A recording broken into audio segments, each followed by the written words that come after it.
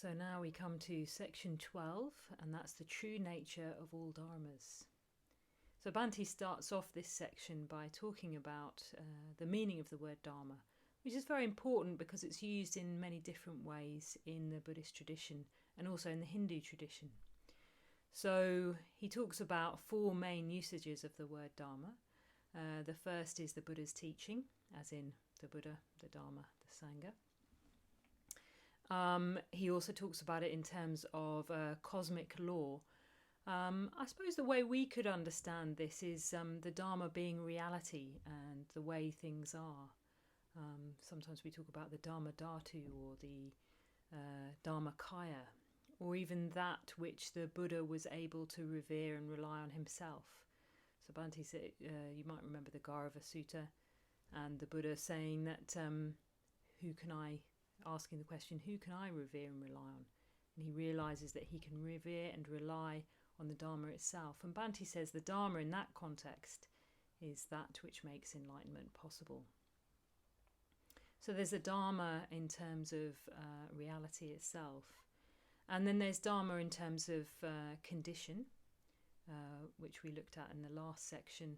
And in this section, we're looking at Dharma in the sense of phenomena and the true nature of phenomena, which according to Buddhism is Nijivata and Nisatta. So what does phenomena mean as opposed to noumena? In a way, what this is raising is the great question of philosophy, really. Because what philosophy recognises is that within any perceptual situation, you have an experience of the event as opposed to or experience of something as opposed to what that thing is in itself. So, for example, let's do the classic philosophical example of seeing a tree. You've got the tree, you've got your eye, which perceives the tree, and eye consciousness arises, and the mind makes sense of that information, makes sense of the sensory information, so that it becomes an idea of the tree. And all you really know is your mind. All you really know is the sensory perception that you have, that your mind's interpreted in a particular way. So all you really know is your awareness of something, what's happening in your mind. What you don't know is what the tree is independently of your experience of it. You don't know what the tree is in itself. So what we're looking at is we're looking at our experience of the tree as opposed to what things are in themselves or what the tree is in itself. So phenomena is appearance. It's how things appear to us, what our experience is of them. And of course, there's the classic delusion is that we attribute permanent, fixed and selfhood, permanent, fixed and separate selfhood in the things that we're perceiving. We assume that they exist from their own side permanently and separately from everything else. And that's noumena. That's our projection, our delusion of what happens in things in themselves. So what we're invited to do in this chapter is to analyse what our experience really is and where our delusion lies. And there's two ways of that examination taking place. The first is to look at things in terms of space, and the second thing is to look at things in terms of time. Second way is to look at things in terms of time. So the first method is we look at something as a thing. We look at things in themselves because normally we assume that things are separate and indivisible. We see them as a kind of concrete thing in themselves. So the classic way of doing this examination is to look at the self. I think here I am, this is me. But what is me? What am I? And I start to break down this idea I have of a self into different component parts. So my body, am I my body? And which part of my body am I? Is it still my body if, is it still me if something is removed? You see that, which part of it do I most identify? Is it my hands, my flesh, my blood. But what about my whole mental experience? That's also me. But what is my mental experience? And you break it down and you see that there's feelings, there's thoughts, there's volitions, there's impulses, there's consciousnesses, sense consciousness happening all the time, awareness. So you break it down and you see what those things are composed of, and you see, well, actually, where is this me that I have an idea of? Because there's nothing in here that I can really class. No, this is me. You know, this little part of it is me. My volitions, they're me. My impulses, they're me. Well, you can't find them because there's no me sort of hidden away. What I am is a collection of things all together. But as you can see in this analysis, when you analyse things into sort of smaller and smaller parts, and you can go on forever doing that process, is this bit me or is that bit me? What you'll find is actually, instead of finding small concrete parts, you'll actually find a flow of relations. So you'll see, well, actually the mind never remains the same. Feelings are always changing, thoughts are always changing, the body is always changing. It's not me, it's not mine, it's not myself. In a way, we could say that it's without essence. There's nothing in here that I can class as, no, this is me, I've found it. So that's the kind of spatial analysis, or the spatio-analytic analysis. You could also look at it in a simpler way. For example, you're sitting there in meditation and you're angry, and you think there's this thing called anger, and I'm in it, and it's a thing, and I'm in it right now. Anger, it's mine. But actually, if you analyse it down, well, what is anger? How do I know I'm angry? What is it that tells me I'm angry? Well, it's a series of bodily responses. When I feel angry, I feel a certain amount of tension in my belly. I feel hot. I feel my muscles become rigid. I feel an unpleasant feeling. I have a narrative, so I start making stories about this person did this, and this is what I should have said to them, and whole kind of fabricated kind of story and narrative about what has happened and what should happen and what will happen. I kind of whip myself up in this narrative. I have an impulse, a sort of very uncomfortable feeling, and at the same time this kind of impulse to do something, to act. I don't really want to stay in my body. I don't want to stay sitting still. And also I feel this kind of tension in my being. And through all that picture, I think, well, this is anger. But when we analyse it down like that, and when we see it's made up of component parts, where is the anger? What is the anger? Is it true I'm angry? You know, what is the truth of anger? Well, it's just a sum of these. It's a sum of these parts. It's a sort of collection of bodily and mental responses. And when I see things like that, it loses its power over me. Oh yes, it's not me. It's not mine. It's not myself. It's a construction made out of these component parts. And what I then also see is that these parts are changing all the time. It's not fixed. And that brings us on to the second analysis. The second analysis is looking at things in terms of time. So this is when we analyse an event. So taking the same example, when I'm angry, I see that it's conditioned. It's conditioned by certain events that have happened. Maybe I'm hungry, maybe I didn't sleep well that night, maybe I think there's a certain mood I can get into where I'm just looking for something to blame. I can see also that there's a frustrated desire. Anger often comes out of a sense of dukkha, a sense of frustrated desire, and the desire is usually to be in connection with someone. So I go to that sort of soft spot underneath the hard emotion, as Pema Chodron puts it, and I see that the anger is conditioned. It arises on dependence upon conditions, and that when those conditions cease, the anger ceases. But actually, it's not a fixed thing. It can change. You know, if I do the metta bhavana, or if I come into contact with my own vulnerability, then the anger changes, it moves on, it can even become compassion. It can be a sense of openness. Oh, I just really wanted to be your friend. I really wanted connection. And that's what you want as well. So it can lead to a sort of openness.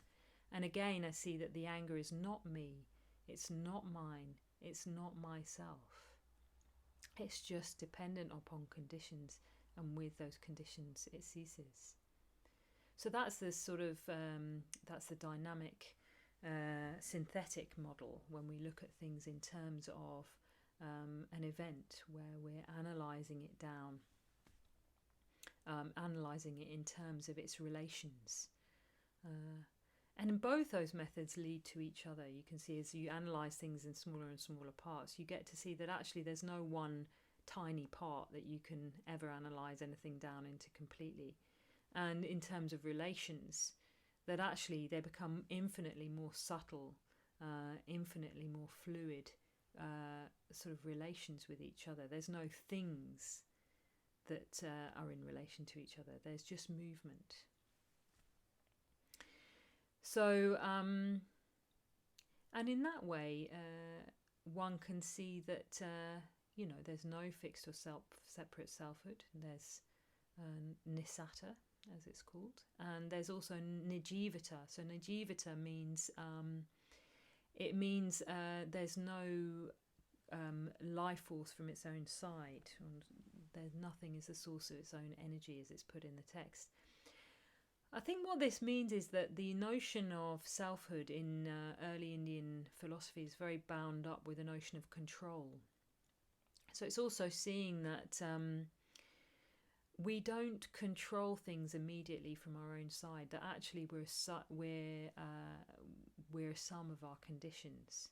So if we look at the self, it's easy to assume that during a process of change, I think of myself as a baby and a toddler and going to primary school and then becoming a teenager, becoming a young adult. I see myself over time, and I assume that there's a sort of substratum underneath that experience, a fixed self that's somehow controlling it all or directing all that process of change throughout my life. But actually, when we reflect on Nijivata, when we reflect on conditions, we see that actually we can't directly control our own lives because they're conditioned. What we can control is we can set up good conditions for the future. So you'll know this if you've been ill. You can't suddenly stop your body being ill. You have to set up good conditions for that to change, for you to become healthy again. You have to eat properly, you have to sleep, you go to the doctor, do whatever the doctor recommends. You can also see it with your own mind. You sit in meditation and you think, right, I'm going to be concentrated. And of course, you can't just suddenly be concentrated by a force of will. You have to set up the conditions for concentration. Relaxing into the body, doing a body scan, focusing on the breath, or whatever it is. So in that way, we're not the source of our own life energy. We can't directly control our experience. What we can do is set up positive conditions that will ripen in the future. So this is the analysis of Nisata and Nijivata. And what's the purpose of it, or what does it give rise to when we reflect on reality and if we reflect on our experience, on phenomena in this way? So Sangharakshita ends this chapter with this image of going into the cinema and watching a film which is made out of coloured dots. And he says we leave the cinema with perfect indifference. And I think that's quite challenging for people because it's not really our objective for any kind of wisdom analysis. It's not terribly appealing. So I think there's two aspects of it. One is that I think we do have to recognise that if we analyse experience in this way, we will change and we'll become less hooked on things. They won't become using the example perhaps of anger again, they won't become a kind of block to our experience. We will be able to have more freedom around that. We won't get so caught up in things as being fixed and solid and separate. will enable ourselves to be a bit more creative, to see what conditions that we could put in for a different outcome. And I think it's also worth saying that there's only one result that's ever been known for this kind of analysis, for understanding the true nature of all dharmas, and that is love. In all the Buddhist tradition, the outcome of reflecting on the true nature of all dharmas is greater love. And maybe we need to reflect on this. What is the link between Nissata, Nijivata, seeing things as having no fixed or inherent selfhood, and a greater love? How does that happen? I'll leave you with that question, but I'll also leave you with the verses in the Vimalakirti Nidesha that point us in the direction of an answer to that question. So this is from the Goddess chapter of the Vimalakirti Nidesha.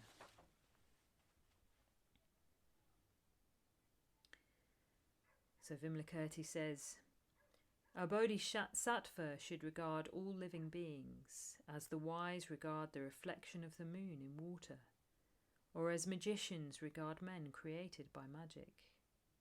They should regard them as being like a face in a mirror, like the water of a mirage, like the mass of clouds in the sky, like the appearance and disappearance of a bubble of water, like a flash of lightning, like a track of a bird in the sky. Manjushri replied, Noble sir, if a bodhisattva considers all living beings in such a way, how does he generate the great love towards them? Manjushri, when a bodhisattva considers all living beings in this way, they think, just as I have realized the Dharma, so should I teach it to living beings. Thereby they generate the love that is truly a refuge for all beings, the love that is peaceful because free of grasping, the love that is not feverish because free of the passions, the love that is without conflict because free of the violence of the passions, the love that is imperturbable because totally ultimate. Thereby they generate the love that is firm, its high resolve unbreakable, like a diamond, the love that is pure, purified in its intrinsic nature, the bodhisattva's love that continuously develops living beings, the Tathagata's love that understands reality, the Buddha's love that causes living beings to awaken from their sleep, the love that has no presumption because it has eliminated attachment and aversion, the love that is great compassion because it infuses the Mahayana with radiance, the love that is contemplation because it refrains from indulgence in tastes, the love that is without formality because it is pure in motivation, the love that is without deceit because it is not artificial, the love that is happiness because it introduces living beings to the happiness of the Buddha. Such Manjushri is the great love of the Bodhisattva.